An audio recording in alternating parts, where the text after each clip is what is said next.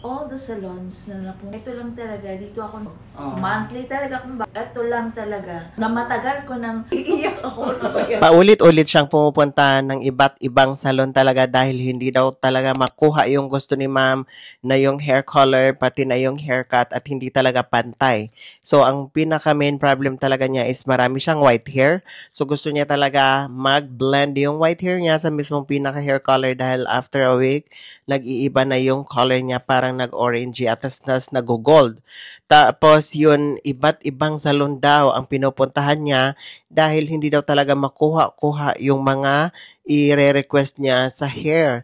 Tapos ang gusto kasi ni ma'am is magpantay talaga yung haircut dahil minsan daw is banking. Tapos yung pinaka hair color is darker so hindi maganda tingnan sa mismong pinaka white hair niya. Tapos meron siyang sign of damage yung hair ni ma'am dahil kapatong-patong ng hair color at talagang bumigay na yung strand niya, talagang nagra-rubberize na siya pag nabasa na ng tubig.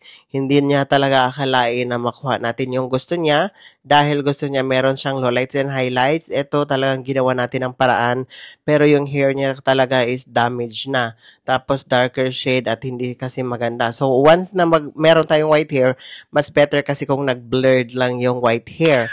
Dahil hindi kasi maganda ang effect kung dark na dark.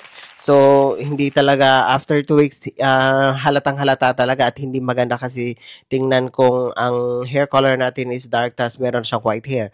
Tas tingnan niyo yung pinaka-outcome, so nang napakaganda na.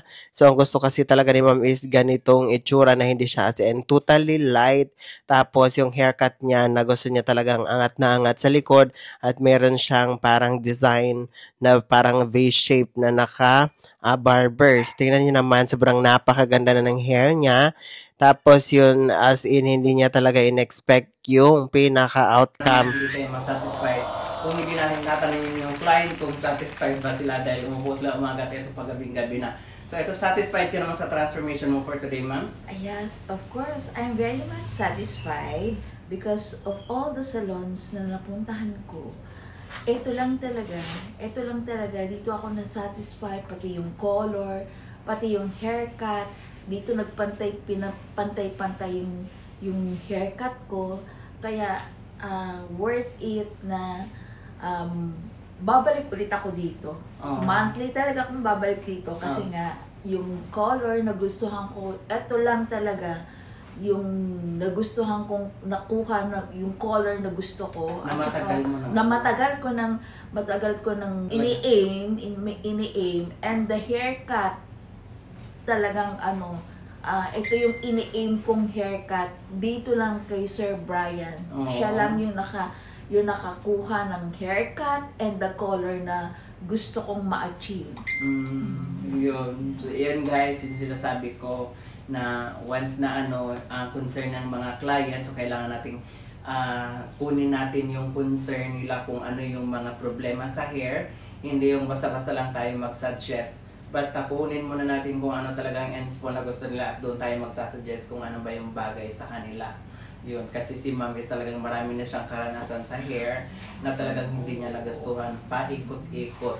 At dito rin yun na sinasabi na nagpunta ako sa mga vlogger din na iba na nagko-color pero hindi naman sila talaga mismo ang gumawa, yung mga assistant lang. So yun. Kaya yun sa akin kasi is talagang, kaya by appointment lang talaga ako dahil ako mismo talaga ang gagawa. Kung sino yung nakikita dyan sa social media, ako talaga mismo. Oo, kasi yun may nagsabi na, ay hindi naman siya ang gagawa. Hindi, mismo ako talaga. Oo, so yun, thank you so much, ma'am. Si Sir Brian talaga hands-on. He is hands-on sa client niya.